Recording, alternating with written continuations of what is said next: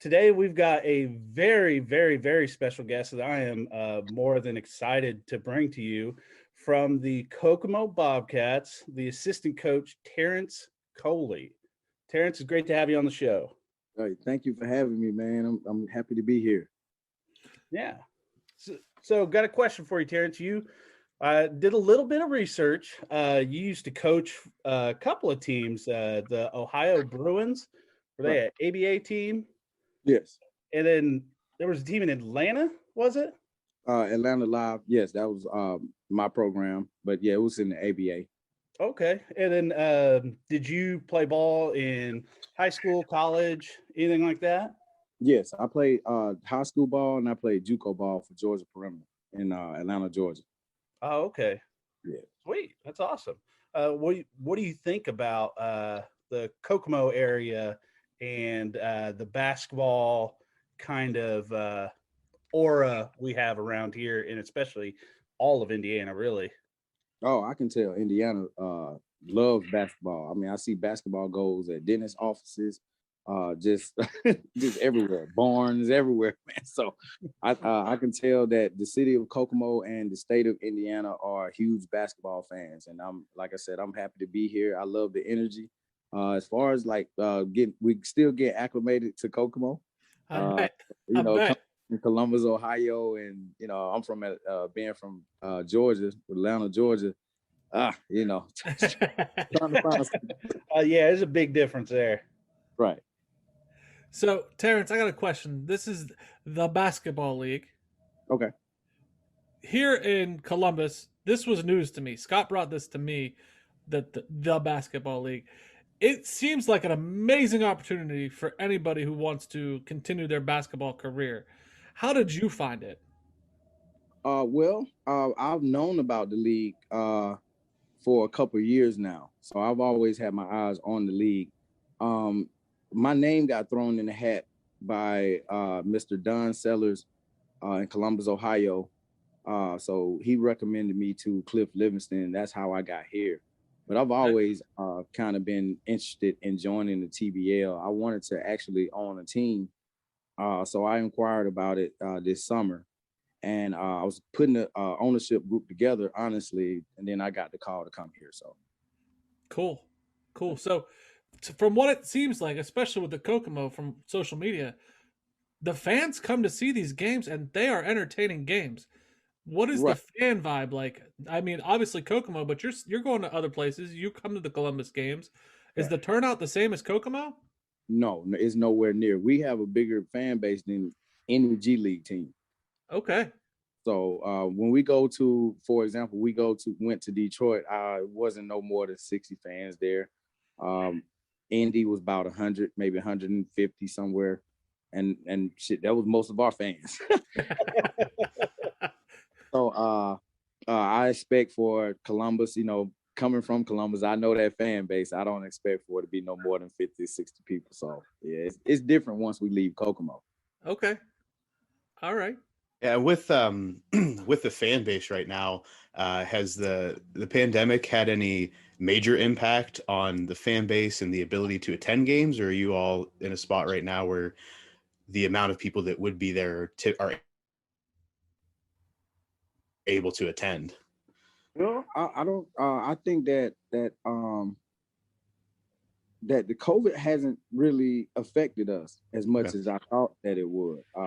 Man, being able to get over 1,700 fans to each game, I mean, man, that's a good job. So I want to say that the COVID pretty much hasn't affected us, but if it has, man, I mean, we'll be in the 3,000s, Right, right. So Yeah. hopefully, I mean, we will see as we go along because the COVID situation is still fluid. So as we go along, we will see. Hopefully our fan base grows. Yeah. It's awesome. So I retweeted something that the Bobcats put out about their fan turnout and how everybody for Kokomo comes out and supports the team. Which props to you guys. I've seen your social media. You guys go to some of the local schools. You're giving out tickets to the kids, getting them involved. Right. to the younger crowd, that's just amazing that you guys are helping out the community. But I had retweeted and said that it doesn't hurt you guys play at Memorial Gym, and you probably got the best arena and atmosphere in the league. I mean, that gym is just historic. I mean, I don't know if you know much about it beforehand, but I know when it was built in, I want to say the late 50s, early 50s, that it was the largest high school arena in the nation at that time. And I know they've done some updates, and they had the old school bleachers down in the bottom area, and then they've replaced those with the kind of modern plastic ones. But they still have the bench seating up on the west side of the arena. But it's probably the best place you guys have been at in the league, at least. Right. Yeah. Well, Owensboro has a nice gym. The sports center down in Owensboro is very nice. So, and let me see, Dayton. Dayton is okay. That's Wilberforce University. So yeah, I think we're definitely in the top 2 or 3 in our league. The Outlaws have a very nice venue as well. I don't know the name of the venue, but they have a nice venue. Now, what team is the Outlaws? Indy Outlaws, I think. Okay. I was trying to either Etna or Indy. I'm with you. Yeah, so they have a very nice venue. I watched film on a couple of these guys. So I was watching the San Diego Gardens, I believe, against the Outlaws, and I noticed their gym is very nice. But outside of us 3, the other teams have to do some work. Yeah, it's the Enid Outlaws. Okay. So as far as recruiting players, how easy is that for you to get players? You gave us a little hint. I'm not going to blow up your spot, but how easy is it to draw in players to the teams? Well, honestly, it's been harder than I thought. Coming into the situation, because we had housing, I thought it was going to be easy to go get any player that we wanted, which has been the opposite. Guys don't want to come in stand with. We stand at the Monastery over here on East Market, which has 11 rooms. So most guys, they don't want to come in stand in this type of environment. They kind of want their own apartment, their own space. Also, guys don't want to leave their families. They're coming back from overseas and want to spend more time with their families. So it has been harder than I thought. Now, me and Coach has a good network. So the guys, we have talked to some guys that we almost got them here, and then right when it's time for them to leave, they say, "Oh, I'd rather spend time with my family." So it's been tougher than I originally thought. So we got a couple guys coming in. I brought one in yesterday from Columbus, Ohio. I went to Columbus to get him and brought him back. So he did well at practice today. So we're hoping to add him to the roster next week. Good. And then you got some talent, especially in Kokomo. You got some talent. Gino. Oh, yeah. Got some highlights there. Right. I mean, he's breaking some people's ankles. I mean, Gino is one of the most dynamic guards I've coached. I can say, I don't know if you guys are familiar with AJ Harris. I got a chance to coach him, played for Ohio State and transferred to New Mexico. So now he is dynamic as well, but he reminds me a lot of Gino. Okay. Yeah, I've seen some highlights of his from when he was at Northern Illinois, and I mean I think he's their all-time leading scorer, wasn't he, when he graduated? So.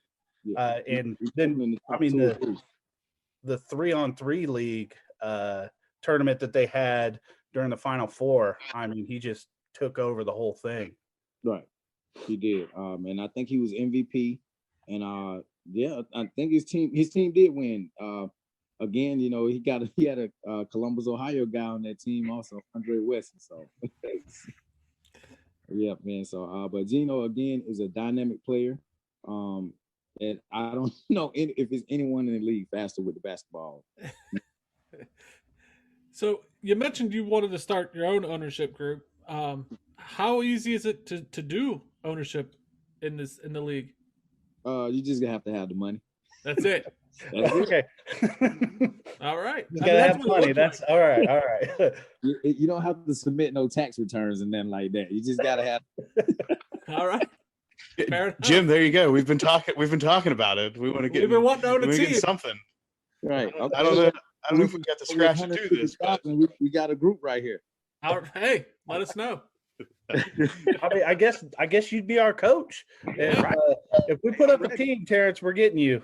Okay, I'm ready, man. I've been learning a lot from Cliff, so hey, I think I'm ready.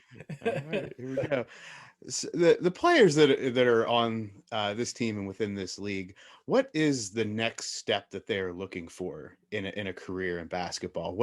Who are they trying to be recognized by in order to take that next step? Most of our guys, well, I'll say we could kind of break it down. We'll say Gino and Hawk are on the NBA radar. Okay. And we got Akil and guys like Duck that's on the overseas radar. So, but mainly everybody's goal is either overseas or G League. Besides, like I say, Gino and Hawk right now are playing on a different level. We got them hooked up with an NBA agent, so they're trying to get some workouts with a couple NBA teams. I know Hawk got workout with the Bucks and somebody else coming up. So, okay, that's awesome. Yeah, that's awesome. Are there any like pipelines to specific overseas leagues or teams, or is it just trying to get on somebody's radar? Well, me, Steve, and Cliff again have a nice network, overseas network. I kind of work in the Philippines. I think Steve has something brewing in Belgium right now. We was trying to see if we can send Akil over to Belgium, but we always have teams reaching out to us looking for players, and if we have if we can fit what they need, and we try to get them out of here, man, because the goal is to get them better to go overseas, and then our program will be better. Now you got 200 or 300 people in our tryouts. Now we got to have a 3 or 4 day tryout. It just leads to other stuff. So, yeah, I think our overseas program is going to be strong by the end of this season. That's awesome. Yeah. I mean, that you guys are that stepping stone, and they're getting such a platform to be able to perform and show their talents and their game. And, if you produce more overseas, that's just going to bring in more talent because they know you guys are putting them in the right position. And that's just an amazing thing for just the future of these athletes. Right. Definitely. That's what it's all about, is getting these guys better to get them to go overseas and take care of their family. Honestly, I mean, unfortunately, we don't pay enough for them to take care of their family. But we can be that stepping stone that catapult them in their career to where they need to go. And you're providing entertainment for the communities you're in, and you're giving back to the communities you're in, from what I can see. Right. So it looks like a win-win for everybody.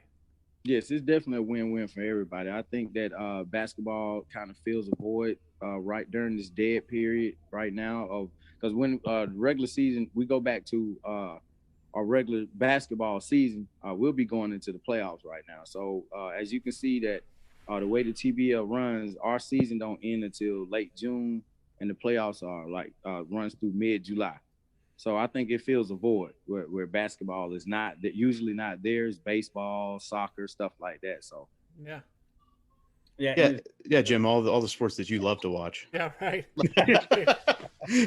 Well, and especially because, you get done with the college season and you can get those guys right fresh from college where they're still wanting to play a little bit. And then if they didn't have something brewing right afterwards, they can come to the TBL, play for the Bobcats, and then they get that little bit more exposure with it. Right. Me personally, I want this to be a hub for players like that. That's coming fresh off of a D1 floor, possibly, and just looking to get their feet wet before they go overseas, learn some things before they go overseas. And I think that'll help the young men coming out of college, and it'll help our program thrive. So, do the Bobcats have a rival? Indy. I mean, we playing them so much. That's kind of what it looked like, and I didn't know if they were a rival or if that's like, oh, we're Indiana and it's great. I didn't know if that was a thing. Well, it's turning into a rivalry. It's a lot of gamesmanship coming from the Indy side. Like for example, I mean, they wore white to our gym last week. I mean, it's just stuff like that to irritate us. We was at their gym a couple weeks ago, and one of our guys from the Bobcats team was able to hack into their Bluetooth and play the Kokomo song. So that was right. beautiful. Yeah, so that really made Andre mad. Yeah, he I like that. under station. So it's stuff like that. They threw all our towels away, our Powerade towels last game. So it's stuff like that that's kind of beefing up this rivalry. And then he and Cliff both play in the NBA. Right. So I think that that there alone is kind of a little rivalry. Let's not let this turn into like Tom Wilson and the Capitals Rangers situation in the we NHL. don't need no fights. Yeah, I seen that, man. Yeah, right. Oh my They God! just dropped the puck and went at it, didn't they? So you're from Atlanta originally? Well, I was born in Columbus, Georgia, and I Okay. basically back and forth between Atlanta and Columbus, but I spent more time in it. Yes. So you consider yourself an Ohio guy? Well, yeah, I was in Ohio since 2014, so about 6 years? I think is my math right. Yeah. So are you a Buckeye? No, it's Roll Tide. Roll Tide. All right. All right. I'm not a Buckeye. Oh, This All is right. fantastic. please, please, turds.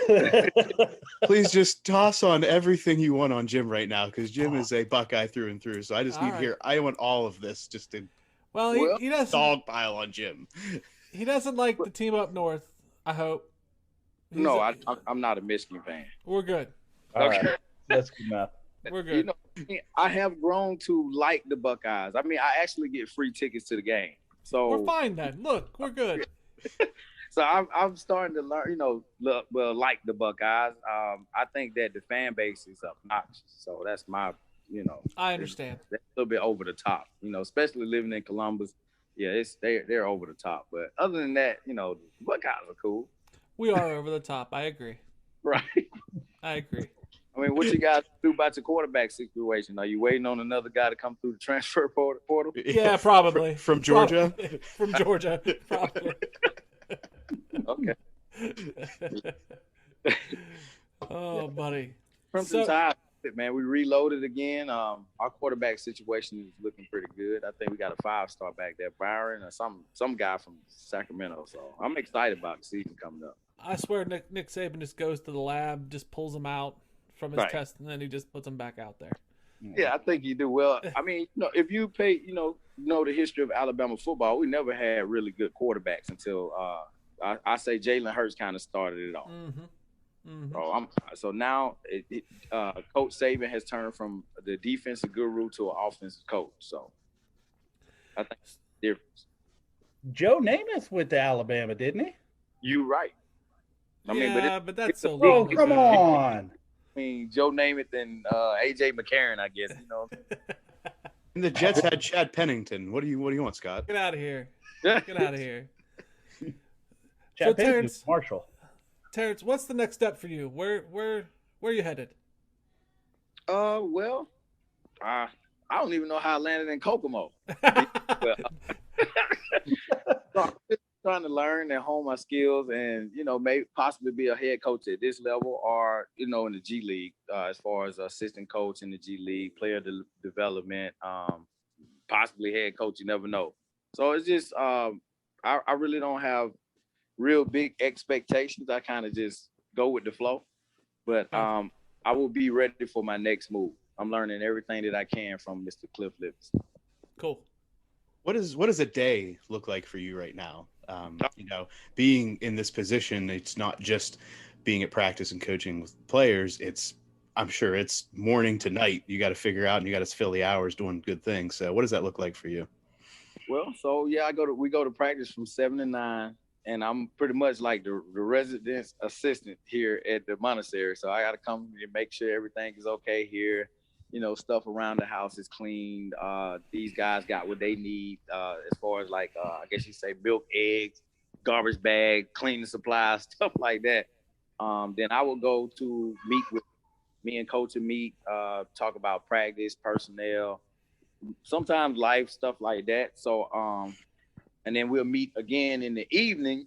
Like I just came from a meeting from 4:30 to 6 at Gabe's Pizza. So we was talking about our trip this weekend as far as going to Indy and Dayton. And sometimes I have calls like this podcast. Other than that, other than that, when I get from there, I kind of work on the practice plan and what we're gonna do defensively. I'm the defensive coach, so I kind of just watch film and see how I can take advantage of other teams. Now, does the league itself do they help promote players or provide some type of education or additional information on how they can promote themselves to make that next step? And are they integral to that process? They do. They, for example, they just had a players meeting Monday, and it was about financial literacy.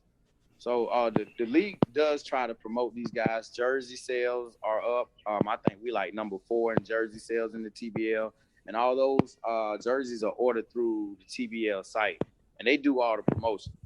So I mean, they definitely are doing a good job as providing these guys a platform to feel like real stars, real NBA stars, real pro players. You know what I'm saying? So they get paid, they get all the love on social media and TBL TV.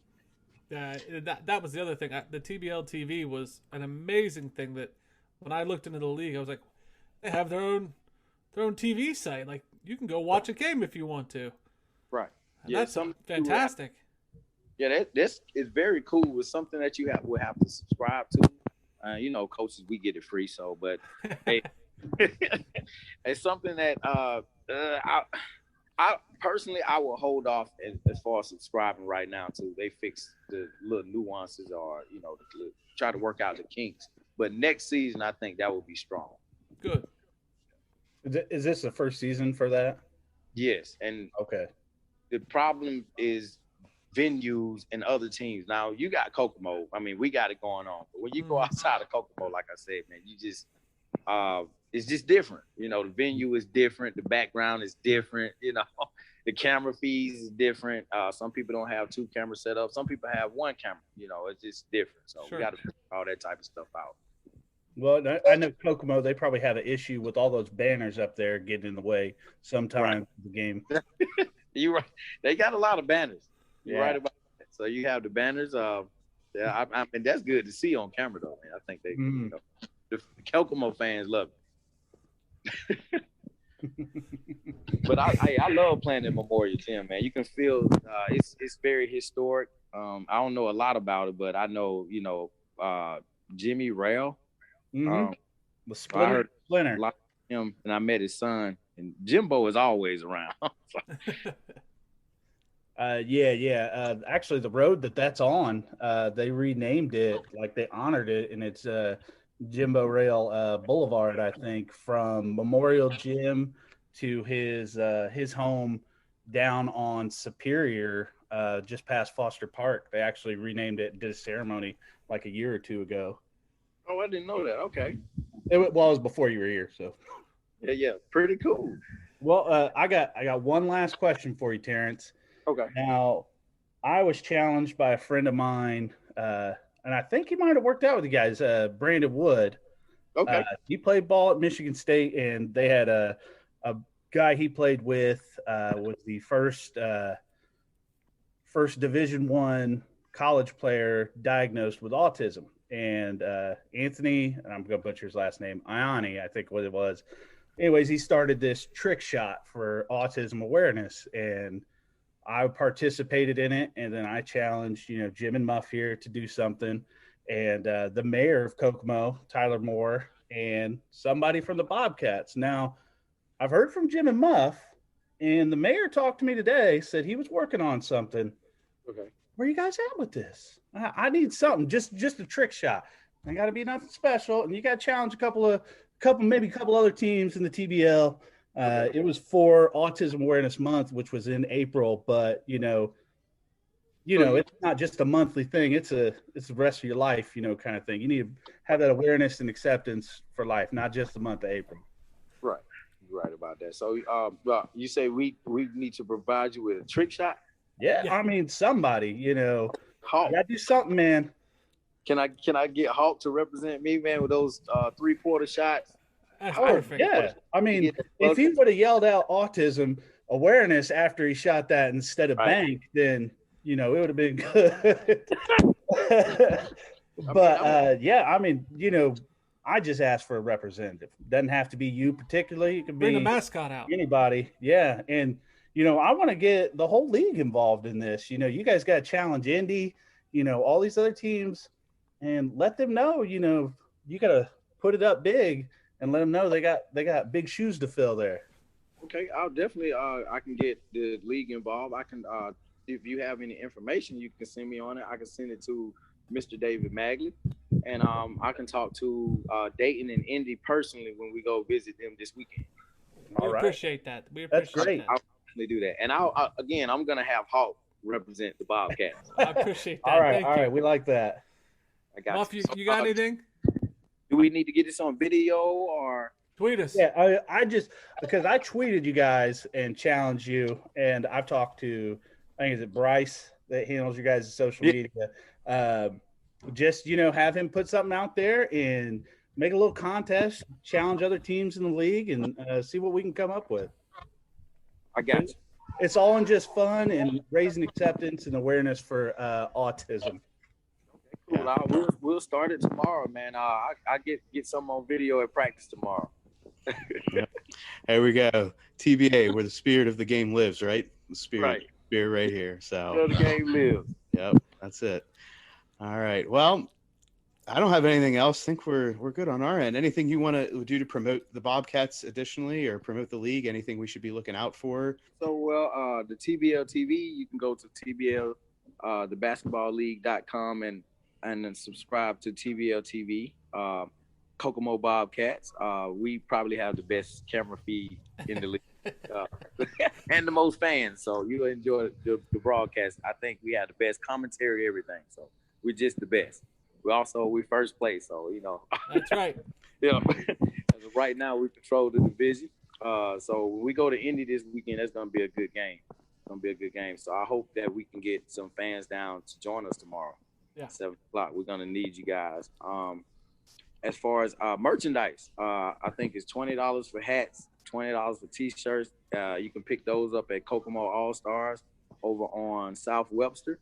Also, tickets are sold at South Webster. There are no more VIP tickets, so I think it's only Upper Bowl tickets themselves. Sorry, Scott. But other than that, man, I don't have anything else. Just come out and support. We need all the support that we can get, especially this is our first season. And also, we have a very young team. So most of the teams that we play in this league are veterans, 28 to 32, versus and our team is like from 21 to 28. Armand, the local Armand Bridgeforth is probably our oldest player. Oh, wow. I didn't realize that. Yeah, please come out and support these young guys. They need it. And go Cats. Oh, yeah. We appreciate it. Thank you for coming on. Thanks for coming on, Terrence. We really appreciate it, man. Okay, and hey, send me that information, man. I definitely want to get on that in the morning. I'll get something going with Hawk in the morning. I'm gonna let him know now. Okay, I got you. All right, thank you guys.